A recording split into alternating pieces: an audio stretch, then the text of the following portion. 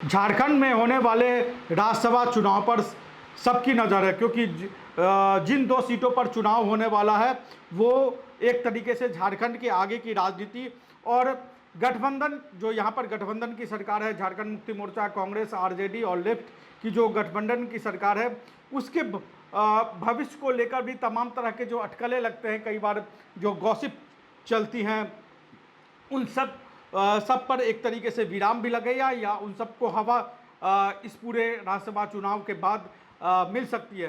क्योंकि जितने भी राज्यसभा सीटों पर चुनाव होने जा रहे हैं उसमें से अगर किसी प्रदेश के राज्यसभा सीट पर सबसे ज़्यादा किसी की नज़र है वो है झारखंड में होने वाले राज्यसभा का चुनाव, बिहार का विधान परिषद का चुनाव और झारखंड का राज्यसभा का चुनाव। ये एक तरीके से गठबंधन को लेकर जो बिहार में बीजेपी और जेडीयू का गठबंधन है और या अन्य पार्टी जो उनके साथ हैं उनके गठबंधन के भविष्य को लेकर भी वहाँ पर तरह तरह की बातें कही जा रही हैं विधान परिषद के चुनाव को लेकर। ठीक वैसे ही झारखंड में जो राज्यसभा का चुनाव होने जा रहा है उसको लेकर इसी तरह की बातें कही जा रही हैं। और इस चुनाव का महत्व आप समझिए कि अभी तक किसी भी पार्टी के उम्मीदवार ने के उम्मीदवारों की घोषणा नहीं हुई है, न किसी ने अभी तक कोई अपने पत्ते खोले हैं। नाम तरह तरह के हर पार्टी की तरफ से 2-3-4 दावेदार के नाम आ रहे हैं, लेकिन कोई भी पार्टी कुछ भी पुख्ता तौर पे किसी भी पार्टी ने अभी तक कोई एक नाम की घोषणा भी नहीं की है। बीजेपी के राष्ट्रीय अध्यक्ष नितिन नवीन रांची आने वाले हैं। माना जा रहा है कि ये महत्वपूर्ण दिन है और जब वो रांची आएंगे उसके बाद जो नामांकन की आखिरी तारीख है 8 जून, वो महत्वपूर्ण है, क्योंकि माना जा रहा है कि उससे पहले नितिन नवीन झारखंड आएंगे। उसी समय हो सकता है या उसके आसपास कई तरीके की राजनीतिक हलचल हो, कई तरह की चीज़ें बदले, आगे की रणनीति पर भी चर्चा होगी। उम्मीदवारों को लेकर बीजेपी कौन सा उम्मीदवार उतारेगी, क्योंकि कहा कई बार कई तरह के नाम आते हैं। कई बार पूर्व राज्यसभा सांसद जो झारखंड के थे परिमल नाथवानी, उनका नाम कई बार आता है, तो कई बार आदित्य साहू ये कहते हुए नजर आते हैं कि कोई धन पशु या कोई इस तरह के उम्मीदवार को बीजेपी नहीं उतारेगी। क्या बीजेपी फैसला करती है? बीजेपी नहीं कर पाई है। हेमंत सोरेन लेकिन फैसला करके बैठे हुए हैं। लेकिन इसी बीच 2-3 घटनाक्रम हुआ है जिस पर थोड़ी सी नज़र डालनी होगी। एक तो हेमंत सोरेन और कांग्रेस के राष्ट्रीय अध्यक्ष मल्लिकार्जुन खड़गे के बीच राज्यसभा चुनाव को लेकर बातचीत हुई। जो आंकड़े हैं उसके हिसाब से 2 राज्यसभा के उम्मीदवार गठबंधन की तरफ से जीत सकते हैं अगर गठबंधन पूरी एकजुटता के साथ वोटिंग करे। झारखंड मुक्ति मोर्चा का एक उम्मीदवार जीतना तय है। दूसरा, अगर झारखंड मुक्ति मोर्चा ही उतारती है या दूसरा उम्मीदवार झारखंड मुक्ति मोर्चा देती है, कांग्रेस उम्मीदवार नहीं देती है, तो उसका भी जीतना है। लेकिन अगर कांग्रेस पार्टी उम्मीदवार उतारती है या गठबंधन के तहत उनको सीटें दी जाती हैं तो उसको लेकर कई तरह की बातें आ रही। कांग्रेस पार्टी की तरफ से भी जो दावेदार बताए जा रहे थे उनको लेकर भी तरह तरह की बातें हैं। कई बार धीरज साहू का नाम आया, फिर बताया गया कि धीरज साहू नहीं चाहते हैं कि वो राज्यसभा चुनाव लड़े। पवन खेड़ा का भी नाम आया, जो पवन खेड़ा असम में जाकर जिन्होंने हेमंता बिस्वा शर्मा के खिलाफ तरह तरह के कथित खुलासे किए थे, उनके परिवार को लेकर पवन खेड़ा का नाम आया, लेकिन किसी नाम पर सहमति बनते हुए नहीं दिख रही है।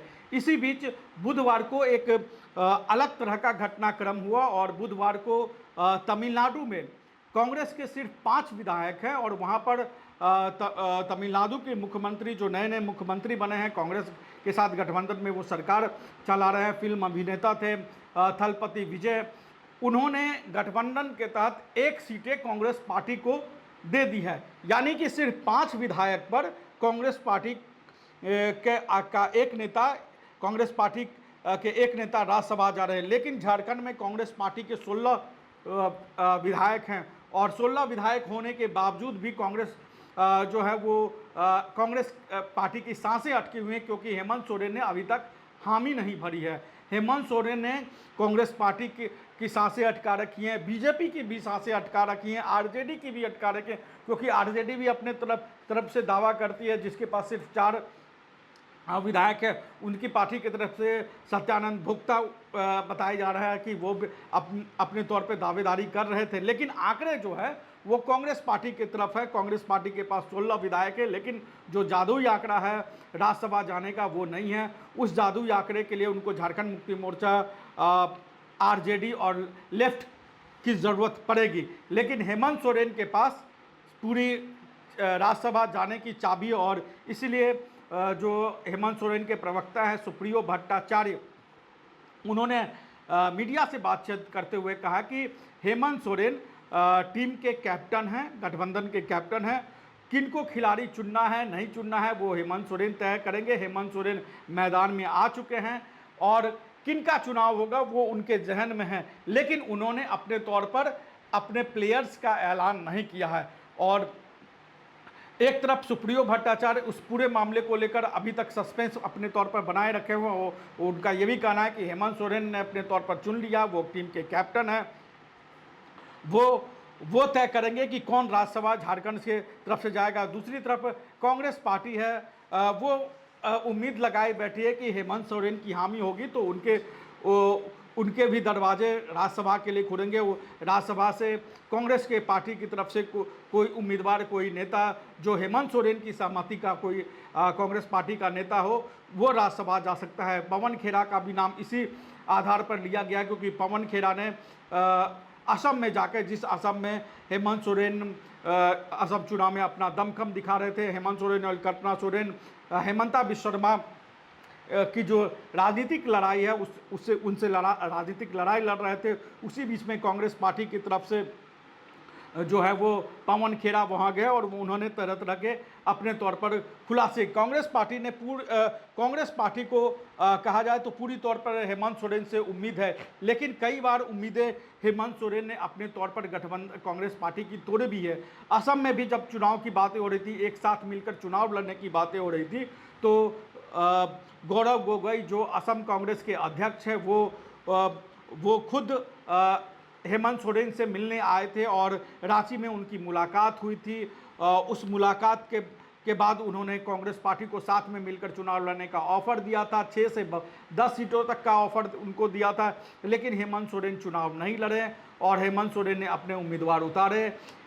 उनके उम्मीदवार उतारने से कांग्रेस पार्टी को असम में अच्छा खासा नुकसान हुआ। हेमंत सोरेन अपनी एक राजनीतिक पहचान असम में राजनीतिक ताकत बढ़ाते हुए नजर आए।